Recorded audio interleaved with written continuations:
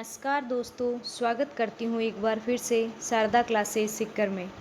आज हम देखते हैं अधीनस्थ बोर्ड के जो पुराने क्वेश्चन पेपर की सीरीज चल रही थी, उसमें आज जो पेपर हम देखने वाले हैं वो लैब असिस्टेंट का पेपर है, जो 3 फरवरी 2019 को हुआ था और पेपर कोड है इसका 48।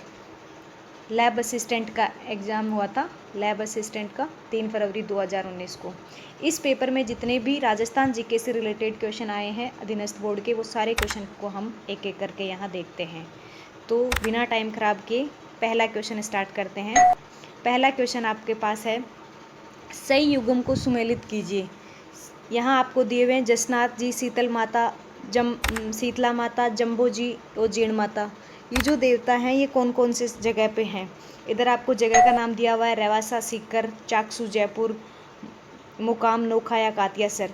तो जसनाथ जी का जो मंदिर है ये है कातियासर, बीकानेर में। ऑप्शन नंबर पहले वाले का जो पहला है ये चौथे के साथ मैच खा रहा है। फिर शीतला माता का जो मंदिर है, शीतला माता का मंदिर है चाकसू, जयपुर में। और जाम्बो जी का जो मंदिर है, जाम्बो जी का मंदिर है मुकाम, नोखा में ही है। ये दोनों सही सुमेलित हैं ऑलरेडी। जसनाथ जी का मंदिर है वो कातियासर में है और जीण माता का जो मंदिर है वो है रेवासा, सीकर में। तो इसके अकॉर्डिंग आप देख सकते हो, यहाँ ऑप्शन नंबर हो जाएगा जो भी ऑप्शन दिया हुआ होगा। नेक्स्ट क्वेश्चन देखते हैं, राजस्थान के कौन से क्षेत्र में चैत्र शुक्ल पंचमी को गुलाबी गणगौर मनाई जाती है? तो गुलाबी गणगौर है वो नाथद्वारा राजसमंद में मनाई जाती है। और ऑप्शन नंबर हो जाएगा ए, नाथद्वारा में मनाई जाती है, जो राजसमंद जिले में पड़ता है गुलाबी गणगौर। नेक्स्ट तीसरा क्वेश्चन की बात करते हैं। तो तीसरा क्वेश्चन यहाँ देख रहे हो आप, संत पीर साहद अली और तुकनगीर ने 400 साल पहले मेवाड़ के किस ख्याल की रचना की थी? ख्याल भारमल्ली की, चांद नीलगिरी की, तुर्रा कलंकी ख्याल की या मीरा मंगल की? तो इन्होंने जो की थी वो की थी तुर्रा कलंकी ख्याल। ऑप्शन नंबर हो जाएगा सी। ये जो ख्याल है ये राजस्थान के मेवाड़ क्षेत्र का सबसे लोकप्रिय ख्याल है। इस ख्याल का के जो रचयिता हैं ये आपको पता ही है कि ये है तुकनगीर और तुर्रा कलंकी। ये शाह अली और तुकनगीर थे। और इसको लोकप्रिय बनाने का जो श्रेय है वो जाता है हमीद बेग को। हमीद बेग ने इसको लोकप्रिय बनाया था। और इसके अलावा एक थे सेडू है सिंह और हमीद बेग जो हैं इन्होंने इसको लोकप्रिय बनाया था। और इनके जो इसका जो ख्याल होता है, तुर्रा कलंकी ख्याल का जो मंच होता है, इस मंच को कहा जाता है शीश महल शैली का नाच। और यहाँ जो गीत गाए जाते हैं उन गीतों को गम्मत बोला जाता है। इसमें जो दर्शक आते हैं देखने के लिए वो भी इसमें भाग ले सकते हैं। और इस ख्याल की जो एक लोकप्रिय चीज़ है वो ये है कि इस ख्याल में स्त्रियों का जो पात्र है वो भी पुरुष ही अदा करते हैं, स्त्रियों की भूमिका भी पुरुष ही करते हैं यहाँ पे। इसके अलावा इस ख्याल में जो एक चीज़ और है वो है कि चंग वाद्य यंत्र का यूज किया जाता है। इस ख्याल में जो यूज किया जाने वाला यंत्र है वो है चंग वाद्य यंत्र। तो ये कुछ इससे रिलेटेड क्वेश्चन और थे। नेक्स्ट हम देखते हैं, निम्न में से कौन सा एक राजस्थान का मंदिर है वो सही सुमेलित है? यहाँ आपको दिया हुआ है कि एकलिंग जी मंदिर है वो माउंट आबू में है, बालकृष्ण सूर्य मंदिर है वो उदयपुर में है, देलवाड़ा मंदिर ओशिया में है, करणी माता मंदिर देशनोक में है।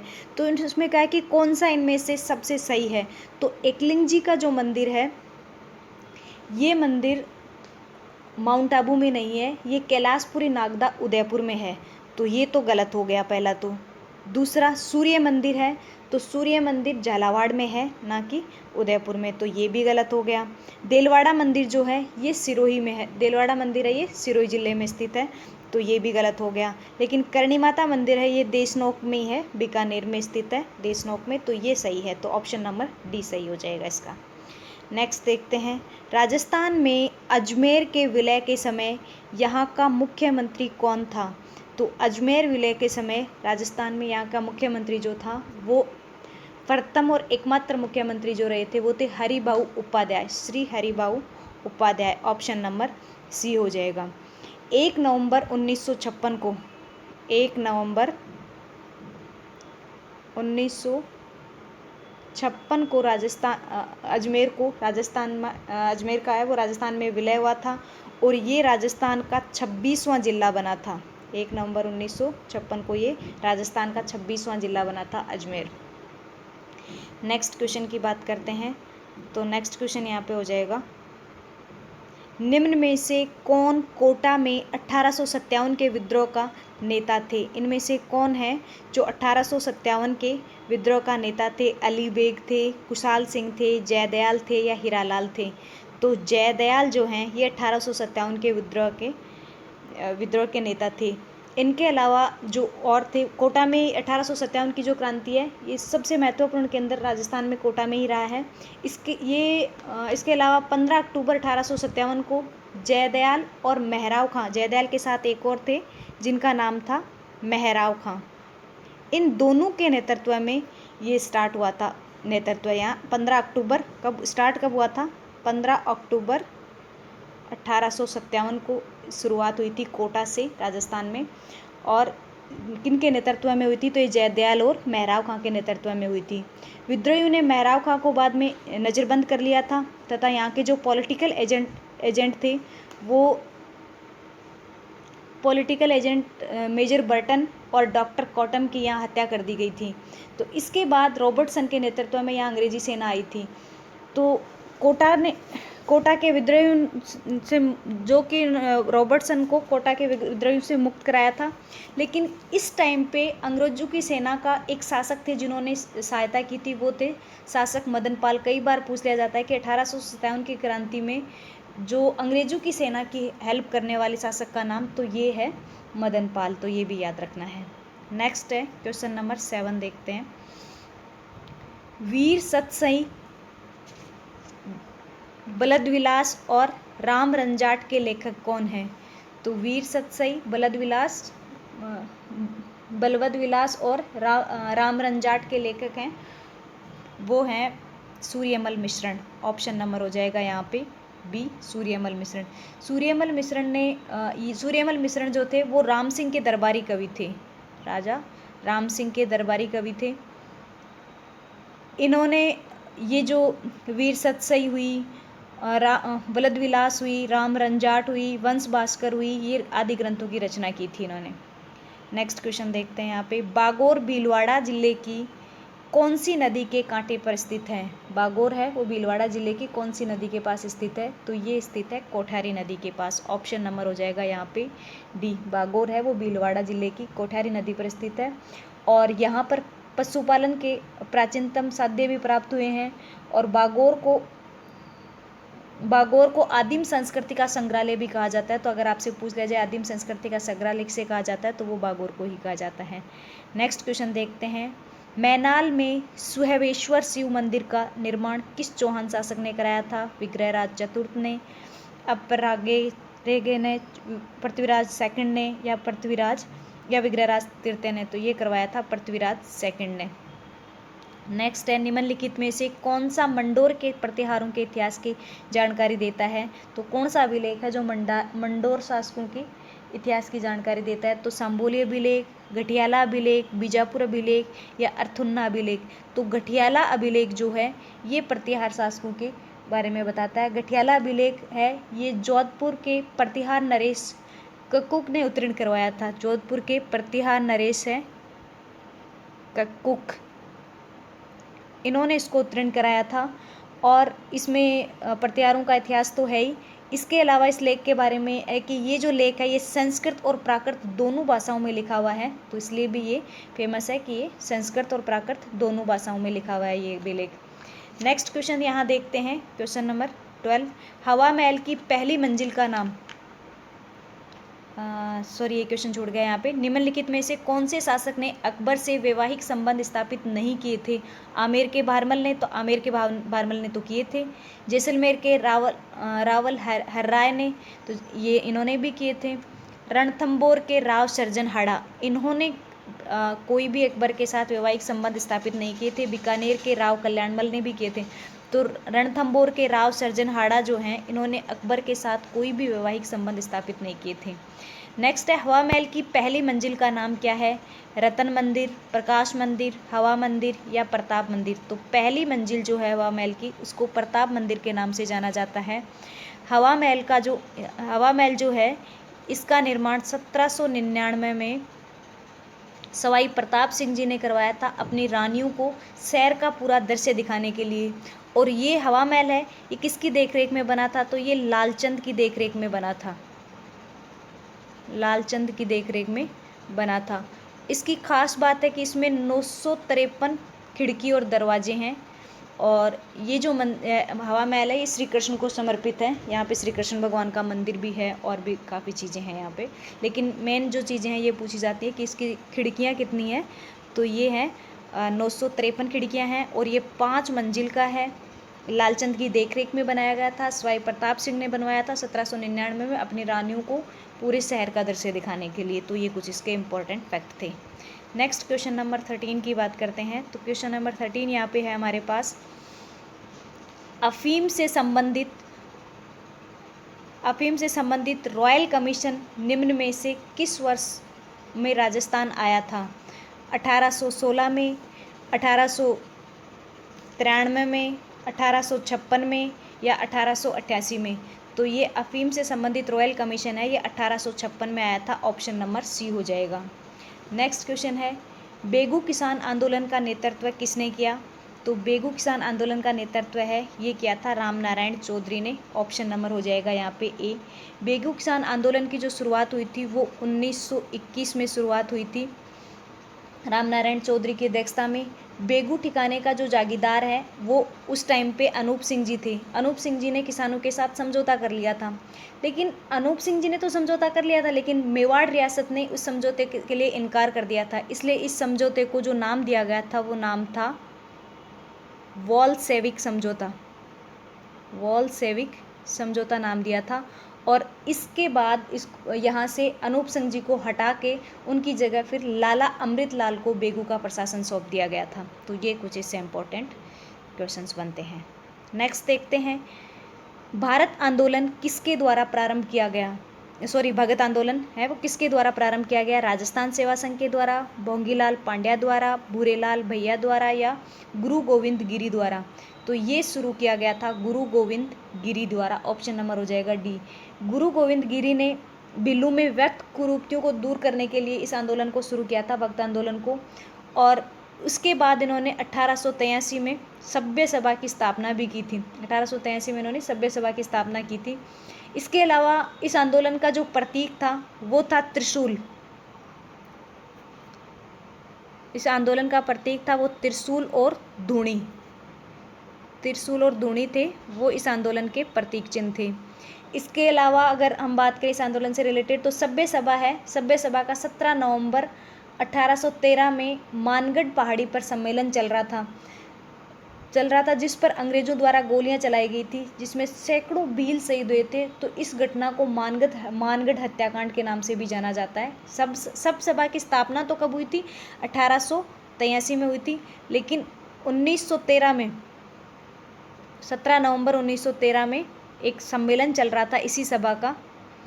तो इस सभा के सम्मेलन में अंग्रेजों ने इन पे गोलियां चला दी थी जिसमें बहुत सैकड़ों भील है वो शहीद हो गए थे। तो इसलिए इस घटना का नाम फिर दिया गया था मानगढ़ हत्याकांड। तो मानगढ़ हत्याकांड के नाम से पूछा जाए तो वो भी इससे रिलेटेड है। नेक्स्ट हम देखते हैं, मत्स्य संघ का कौन सा राज्य जनता के बहुमत के आधार पर उत्तर प्रदेश के साथ विलीनीकरण के लिए तैयार था? तो इनमें से मत्स्य संघ का कौन सा राज्य था जो उत्तर प्रदेश में मिलना चाहता था? तो वो था धौलपुर राज्य। ऑप्शन नंबर हो जाएगा सी।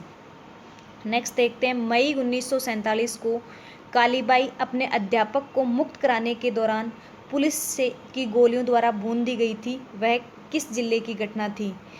उदयपुर की, डूंगरपुर की, बांसवाड़ा की या जैसलमेर की? तो ये जो घटना थी ये थी डूंगरपुर की। ऑप्शन नंबर हो जाएगा बी। डूंगरपुर के रास्तापाल नामक गांव में, गांव का याद रख लेना है, रास्तापाल कई बार पूछ लिया जाता है कालीबाई का गांव। तो रास्तापाल नामक गांव में मई 1947 में कालीबाई है वो अपने अध्यापक है वो नानाबाई खाट और सेंधाबाई को मुक्त कराने के लिए पुलिस द्वारा गोलियों से भून दी गई थी और इस घटना को रास्तापाल कांड के नाम से भी जाना जाता है। नेक्स्ट हम देखते हैं राजस्थान में स्वतंत्रता आंदोलन के दौरान गिरफ्तार होने वाली राजस्थान की पहली महिला कौन थी? नरेंद्र बाला, अंजना देवी चौधरी, रत्ना शास्त्री या रमा देवी पांडे? तो ये थी अंजना देवी चौधरी। अंजना देवी चौधरी जो हैं ये प्रसिद्ध स्वतंत्रता सेनानी श्री रामनारायण जी चौधरी की पत्नी थी और इन्होंने ही 1939 में सीकर में हुए सत्याग्रह का नेतृत्व भी इन्होंने ही किया था। इसके अलावा ये स्वतंत्रता आंदोलन में गिरफ्तार होने वाली पहली राजस्थान की पहली महिला थी। नेक्स्ट देखते हैं क्वेश्चन नंबर 19। राजस्थान के किस गढ़ को धाराधार गढ़ के नाम से भी जाना जाता है?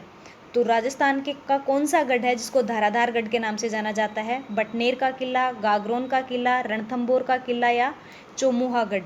तो चौमुहागढ़ जो है इसको धाराधारगढ़ के नाम से भी जाना जाता है। इसको चौमू का किला, रघुनाथगढ़, चौमुहागढ़, धाराधारगढ़, सामंती दुर्ग आदि नामों से भी जाना जाता है। तो इनके ये और नाम भी, दो नाम तो हो ही गए, धाराधारगढ़ और चौमुहागढ़। इसके अलावा चौमू का किला, रघुनाथगढ़ और सामंती दुर्ग, ये नाम भी इसके याद रख लेना है। इस दुर्ग का जो निर्माण है वो ठाकुर करण सिंह ने करवाया था 1599 में, तो ये भी याद रख लेना अगर कभी पूछ लिया जाए। तो इस दुर्ग का निर्माण किसने करवाया था? तो ठाकुर करण सिंह ने करवाया था 1599 में। नेक्स्ट देखते हैं चांद बावड़ी कहाँ स्थित है? आमेर में, सीकर में, आभानेरी में या तिलवाड़ा में? तो चांद बावड़ी है ये स्थित है आभानेरी दौसा में। ऑप्शन नंबर हो जाएगा सी। ये है चांद बावड़ी जो है वो आभानेरी दौसा जिला। आभानेरी कहाँ स्थित है? ये जो दौसा जिले में है और इसका निर्माण राजा चंद्र द्वारा कराया गया था। राजा चंद्र द्वारा, इसलिए इसका नाम भी चांद बावड़ी रखा गया था, राजा चंद्र द्वारा। नेक्स्ट हम बात करते हैं सेकंड क्वेश्चन नंबर 21 की। राजस्थान के किस संत और रामानंद के शिष्य ने अपने राज्य को त्याग कर गुरु मंडली में सम्मिलित हुए थे? धन्नाजी संत के, जामोजी, पीपाजी या रैदास जी? तो धन्नाजी संत और रामानंद के जो शिष्य थे वो थे, ऑप्शन नंबर हो जाएगा सी, पीपाजी के। तो गागरोन के खींची शासक प्रताप सिंह जी जो थे वो अपना राजपाट छोड़कर रामानंद जी के शिष्य बने थे और संत पीपा को इन्होंने अपना इष्ट देव माना था। संत पीपा की जो छत्री है वो गागरोन में है। गागरोन में आहू और काली सिंध नदियों के संगम पर है, तो ये इनकी कई बार पूछ ली जाती है। संत पीपा की छत्री है वो आहू और काली सिंध नदियों का जो संगम है वहाँ पे है गागरोन में। इसके अलावा स्थानीय लोग हैं वो इनको सामेल जी के नाम से भी जानते हैं। संत पीपा जी को सामेल जी के नाम से भी जानते हैं। लोकल लोग हैं वो इसको सामेल जी कहते हैं। इसके अलावा इनकी जो गुफा है उसको, ये है टोडा गांव टोंक में और इनका जो मंदिर है वो बाड़मेर के सामदड़ी में है। गुफा तो टोडा गांव टोंक में है और मंदिर जो है वो समदड़ी बाड़मेर में स्थित है। नेक्स्ट हम बात करते हैं लोक देवता गोगा जी के थान सामान्यतः किस पेड़ के नीचे बनाए जाते हैं? खेजड़ी, पीपल, बरगद या नीम? तो लोक देवता गोगा जी हैं, इनका जो थान है वो खेजड़ी वृक्ष के नीचे बनाया जाता है। गोगा जी जो थे इनका जन्म है वो ददरेवा चूरू में हुआ था। इनके पिता का नाम जो था वो था जेवर और माता का नाम था बाछल। और गोगा जी के जो नायक होते हैं वो भोपा होते हैं, वो नायक जाति के होते हैं। और गोगामेड़ी में इनका मंदिर है, हनुमानगढ़ गोगामेड़ी में इनका मंदिर है जिसे घुरमेड़ी के नाम से भी धुरमेड़ी या घुरमेड़ी के नाम से भी जाना जाता है। इनका मंदिर जो है वो एकमात्र मंदिर है जो हिंदू और मुस्लिम दोनों शैलियों का कॉम्बिनेशन है, जिसको मकबरा शैली के नाम से भी जाना जाता है। इनका मंदिर कहा जाता है कि मकबरा शैली में बना हुआ है। और इस मंदिर के जो मेन द्वार है उस पर लिखा हुआ है बिस्मिल्लाह शब्द। और इनका जो थान है उसको खेजड़ी वृक्ष के नीचे बनाया जाता है। और गोगा जी ने महमूद गजनवी से लड़ते हुए ये वीरगति को प्राप्त हुए थे, तो इनको जहाँ पीर की उपाधि भी दी गई थी। तो जहाँ पीर भी इन्हीं लोक देवता गोगा जी को ही माना कहा जाता है। नेक्स्ट हम देखते हैं कुदरत सिंह को किस हस्तकला में महारत के लिए पद्मश्री से अलंकृत किया गया था? कपड़े की सिलाई, मीनाकारी कला, पीतल मुरादाबादी काम या ब्लू पोट्री? तो मीनाकारी कला के लिए इनको पद्मश्री से अलंकृत किया गया था, कुदरत सिंह को। इनको इसकी वजह से इन्हें 1965 में भारत सरकार द्वारा मास्टर क्राफ्ट पर्सन के राष्ट्रीय पुरस्कार से भी सम्मानित किया था, और 1988 में इनको पद्मश्री से सम्मानित किया था। 65 में तो क्या था, मास्टर क्राफ्ट पर्सन, और 88 में किया गया था इनको पद्मश्री से सम्मानित। तो ये 2 सम्मान थे इनके, दोनों याद रखने हैं, मास्टर क्राफ्ट पर्सन और पद्मश्री। नेक्स्ट क्वेश्चन देखते हैं। मोहम्मद शाह और साहिब राम किस राजस्थानी चित्रकला शैली के प्रसिद्ध चित्रकार हैं? जयपुर के, बूंदी के, अलवर के या उदयपुर के? तो ये थे जयपुर शैली के। मोहम्मद शाह और साहिब राम है, ये जयपुर शैली के प्रसिद्ध चित्रकार रहे हैं। जयपुर शैली पर मुग़ल शैली का प्रभाव कुछ ज़्यादा ही रहा है हमेशा से ही। इसके अलावा इस शैली के बारे में बात करें तो सवाई जयसिंह के समय में ये शैली स्वतंत्र रूप से विकसित हुई थी। और अगर इस शैली के स्वर्णकाल की बात करें तो वो सवाई प्रताप सिंह के काम। कोई भी शैली है उसका स्वर्णकाल जरूर याद रख लेना कि स्वर्णकाल किस टाइम था। तो इसका जो जयपुर शैली का स्वर्णकाल था वो था सवाई प्रताप सिंह के टाइम। सवाई प्रताप सिंह के टाइम पे इनका स्वर्णकाल रहा है। इसके अलावा ईसरी सिंह के समय है, ये साहिब राय ने राजाओं के आदमकद चित्र बनाए थे। तो वो जो चित्र हैं वो आज भी चंद्र महल के सभागार में आज भी लगे हुए हैं, वो आदमकद चित्र जो साहिब राम द्वारा बनाए गए थे। नेक्स्ट हम बात करते हैं, दादू और उनके शिष्यों की रचनाएं अधिकतर किस भाषा में पाई गई हैं? मेवाती में, ढूंढाड़ी में, मेवाड़ी में या मारवाड़ी में? तो ये ज़्यादातर ढूंढाड़ी भाषा में पाई गई हैं, दादू और उनके शिष्यों की भाषाएं। नेक्स्ट बात करते हैं क्वेश्चन नंबर 26 की। स्टेट ऑफ फॉरेस्ट रिपोर्ट 2017 के अनुसार राजस्थान राज्य के पंजीकृत वन क्षेत्र का निर्माण निम्न में से कौन सा प्रतिशत अंक आरक्षित श्रेणी के अंदर आता है? तो ये उस टाइम के अकॉर्डिंग करंट अफेयर का क्वेश्चन आया था, तो ये था 38.11, ऑप्शन नंबर ए था इसका आंसर। नेक्स्ट देखते हैं, शेरगढ़ वन्य जीव क्षेत्र निम्नलिखित में से किस जिले में स्थित है? तो शेरगढ़ वन्य जीव है वो 12 जिले में स्थित है, ऑप्शन नंबर हो जाएगा ए। शेरगढ़ वन्य जीव अभयारण्य 12 जिले में, और ये सर्पों की शरणास्थली के नाम से भी जाना जाता है। यहाँ पे सर्प सबसे ज़्यादा पाए जाते हैं। नेक्स्ट है, आदिवासियों के हरे सोने के नाम से जाने जाना वाला वृक्ष कौन सा है? तो आदिवासियों का हरा सोना कहा जाता है बांस को। बांस है वो सबसे लंबी घास होती है और इसको आदिवासियों का हरा सोना कहा जाता है। और ये सबसे ज़्यादा कहाँ पाई जाती है? बांसवाड़ा ज़िले में ही पाई जाती है ये सबसे ज़्यादा। तो ये तो याद ही रह जाएगा, बांस सबसे ज़्यादा कहाँ पाया जाता है? बांसवाड़ा ज़िले में, और ये आदिवासियों का हरा सोना के नाम से जाना जाता है। ओजोन दिवस कब मनाया जाता है? तो ये मनाया जाता है 16 सितंबर को। नेक्स्ट, निम्नलिखित में से कौन सा एक ब्लू बेबी सिंड्रोम से संबंधित है? तो नाइट्रेट जो है वो ब्लू बेबी सिंड्रोम से संबंधित है।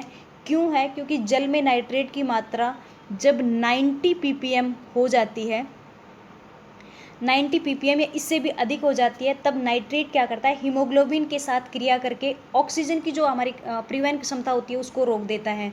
अब ऑक्सीजन परिवहन की क्षमता रुक जाएगी तो उससे क्या होगा? सांस लेने में दिक्कत होगी, प्रॉपर रूप से सांस नहीं ले पाएगा। तो इस वजह से बच्चों के हॉट और शरीर जो होता है वो नीला पड़ जाता है। तो इसको ब्लू बेबी सिंड्रोम के नाम से जाना जाता है, नाइट्रेट को। नेक्स्ट क्वेश्चन की बात करते हैं, राजस्थान में थार मरुस्थल से प्रभावित क्षेत्र व जनसंख्या का प्रतिशत कितना है? तो थार मरुस्थल, राजस्थान में जो थार मरुस्थल से प्रभावित क्षेत्र है वो है 61% क्षेत्रफल की दृष्टि से, और यहाँ पे 40% राजस्थान की जनसंख्या है वो निवास करती है इस क्षेत्र मरुस्थल में। इसके अलावा ये राजस्थान के 12 जिलों में फैला हुआ है। अगर जिले पूछ लिए जाते, कई बार पूछ लिया जाता है कि कितने जिलों में फैला हुआ है राजस्थान में ये मरुस्थल, तो ये 12 जिलों में फैला हुआ है। 61% क्षेत्रफल को कवर करता है, 40% आबादी यहाँ पे रहती है राजस्थान की। नेक्स्ट देखते हैं क्वेश्चन नंबर 32, राजस्थानी ऊंट का वैज्ञानिक नाम क्या है?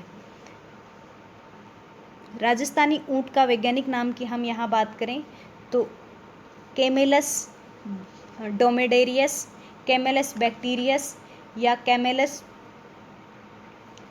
डेट्रियस या कैमेलस यूरोपा। तो राजस्थानी ऊँट है उसको कहा जाता है, ऑप्शन नंबर ए है कैमेलस ड्रोमेडेरियस।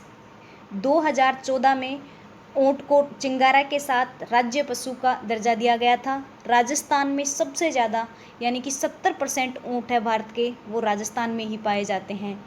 इसके अलावा जो राजस्थान में ही ऊँट का जो प्रजनन और अनुसंधान संस्थान है वो जोहड़बीड़ बीकानेर में स्थित है। तो ये भी कई बार पूछ लिया जाता है ऊँट अनुसंधान केंद्र कहाँ है, तो ऊँट प्रजनन एवं अनुसंधान केंद्र ये बीकानेर जोहड़बीड़ में स्थित है।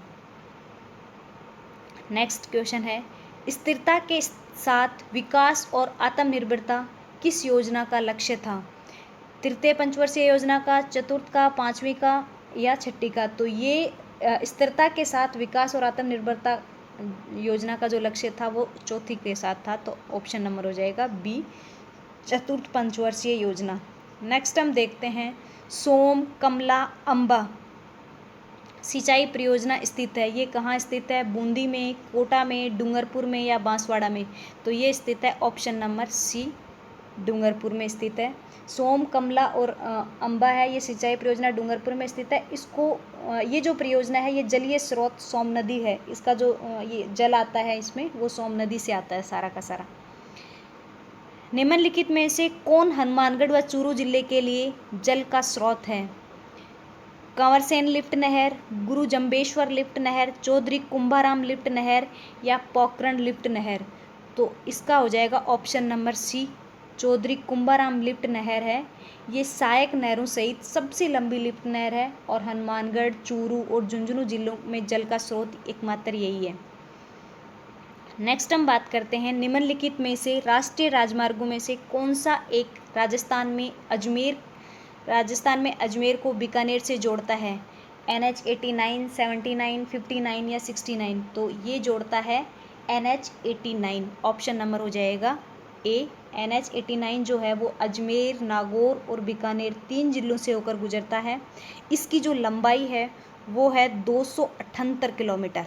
राजस्थान में इसकी जो लंबाई है वो 278 किलोमीटर है और अजमेर और बीकानेर को तो ये जोड़ ही रहा है। नेक्स्ट है, निम्नलिखित में से किस खनिज के उत्पादन में राजस्थान का भारत में पहला स्थान है? तो वो है फेल्सपार, ऑप्शन नंबर हो जाएगा ए। नेक्स्ट देखते हैं 38 क्वेश्चन, निम्नलिखित में से कौन सा युग्म सही सुमेलित नहीं है?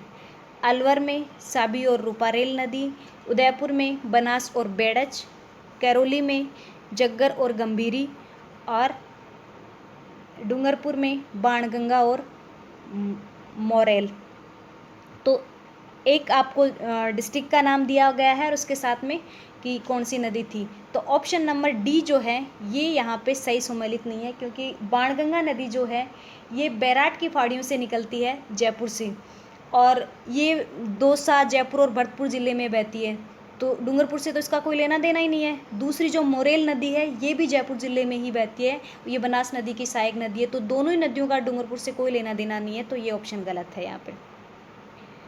नेक्स्ट देखते हैं, कोपेन के वर्गीकरण के अनुसार निम्नलिखित में से कौन सा डूंगरपुर ज़िले के लिए है? तो AW, ऑप्शन नंबर ए है वो हो जाएगा, क्योंकि जो डूंगरपुर जिला है ये अति आर्द्र जलवायु में स्थित है, जिसको AW से प्रदर्शित किया है कोपेन के अनुसार। यहाँ पे सवाना घास है वो सबसे ज़्यादा पाई जाती है, सवाना वनस्पति सबसे ज़्यादा पाई जाती है।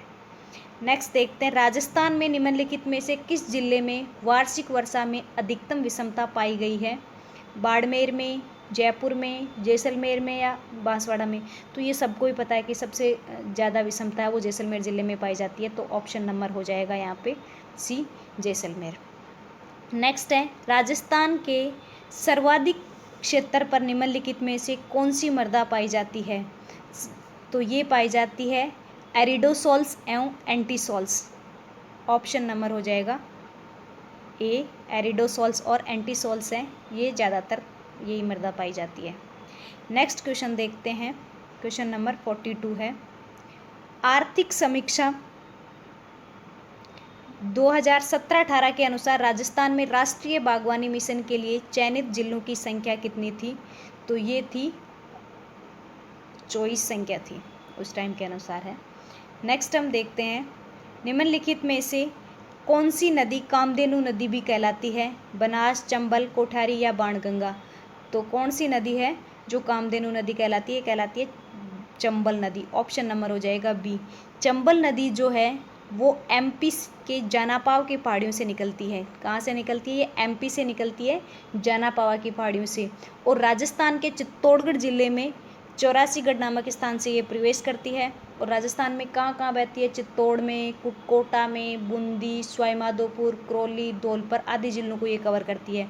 और उसके बाद ये यूपी इटावा में जाके यमुना नदी में मिल जाती है। तो जानापावा की पहाड़ियाँ एमपी से निकलती है और इटावा यूपी में जाके मिल जाती है। लेकिन ये राजस्थान में कितने जिलों में बहती है? तो चित्तौड़, कोटा, बूंदी, सवाईमाधोपुर, करौली और धौलपुर जिलों में बहती है।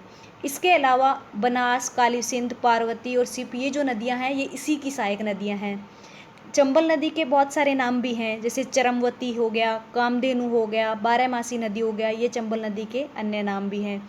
इसके अलावा इस नदी पे 4 बांध बने हुए हैं, ये बहुत पूछे जाने वाले बांध है। गांधी सागर बांध, राणा प्रताप सागर बांध, जवाहर सागर बांध और कोटा बैराज सागर बांध, ये इस नदी पे बने हुए हैं। 3 चरणों में बने हुए बांध हैं ये।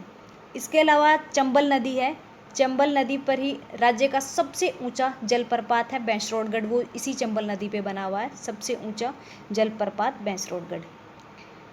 तो ये कुछ चंबल नदी से रिलेटेड क्वेश्चंस थे। नेक्स्ट क्वेश्चन देखते हैं, निम्नलिखित जिलों में से कौन सा एक राजस्थान में गन्ने का सबसे बड़ा उत्पादक है? तो गन्ना सबसे ज़्यादा कहाँ पाया जाता है? तो श्रीगंगानगर जिले में ही पाया जाता है। गन्ना क्या है? एक उष्णकटिबंधीय जलवायु का पादप है और उष्णकटिबंधीय यहाँ गंगानगर जिला में आता है। तो गन्ना उत्पादन में भारत का ब्राज़ील के बाद विश्व में दूसरा स्थान है। अगर भारत का स्थान देखा जाए तो वर्ल्ड में दूसरा स्थान किसका आता है? तो भारत का आता है, पहले नंबर पे ब्राज़ील आता है।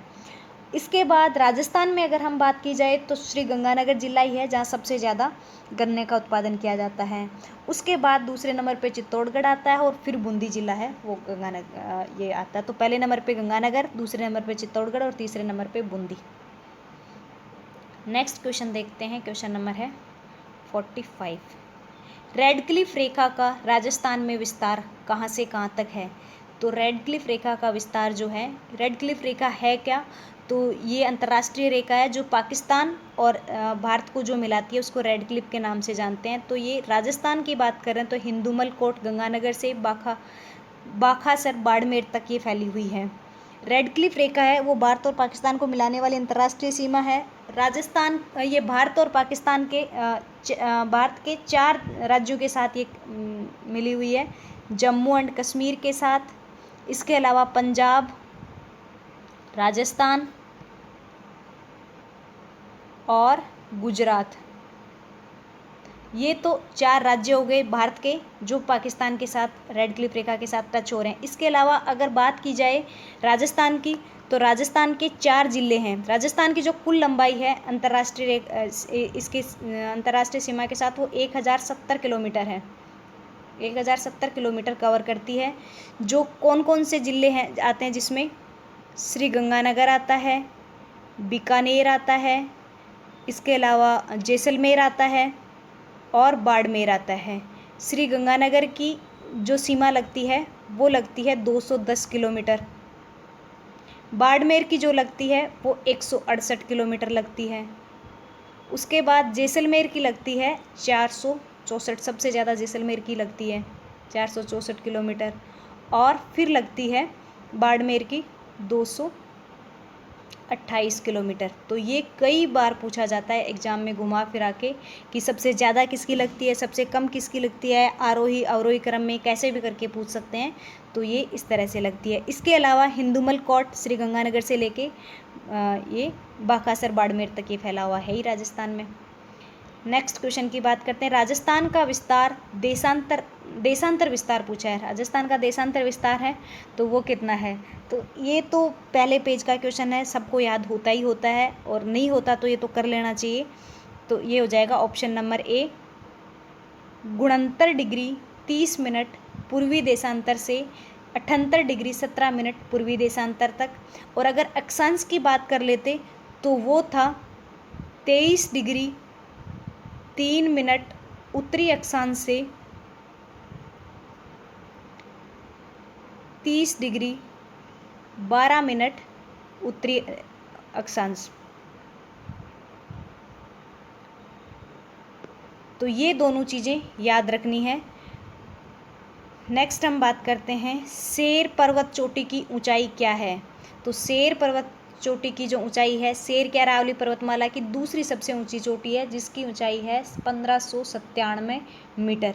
पहली कौन सी है? गुरु सीकर है सिरोही वाली, जो 1722 मीटर है, गुरु सीकर सिरोही वाली। ये पहले नंबर की चोटी है। दूसरे नंबर पे आती है शेर सिरोही अरावली, जो दूसरे नंबर की चोटी है, 1597 मीटर ऊंची है ये। राजस्थान के निम्न जिलों में से कौन से एक जिले में अरावली पहाड़ी का विस्तार नहीं है? सीकर, झुंझुनू, जालोर या अलवर? तो जालोर जिले में अरावली पर्वतमाला है वो नहीं फैली हुई है, बाकी सीकर में भी है, झुंझुनू में भी है और अलवर में भी है। नेक्स्ट बात करते हैं, फुलवारी की नाल स्थित है। फुलवारी की नाल है वो कहाँ स्थित है? तो ये स्थित है उदयपुर में। ऑप्शन नंबर हो जाएगा ए। पर्वतों के बीच में से जो निकलता है नीचे से वो एक तंग रास्ता जो निकलता है, उसको हम बोलते हैं, जो दोनों ओर से स्थानों को घेरता है, उसको दर्रा या नाल बोलते हैं। और केवड़ा की नाल हो गई, फुलवारी की नाल हो गई, डेबर की नाल हो गई, ये सारी की सारी उदयपुर में ही स्थित हैं। नेक्स्ट और लास्ट क्वेश्चन देखते हैं इस पेपर का। निम्नलिखित में से कौन सा युग्म सही सुमेलित नहीं है? घग्गर, मर्त नदी, बोराट पठार, नागपानी, अरावली दर्रा, शेर, अरावली चोटी। तो ये बाकी सब नाम तो सही हैं, ये नाम है वो सही नहीं है, नागपति, अरावली दर्रा। तो ऑप्शन नंबर हो जाएगा सी। तो ये पेपर था।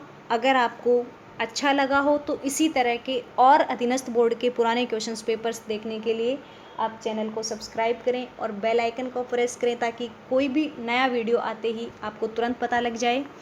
Thank you so much friends watching this video.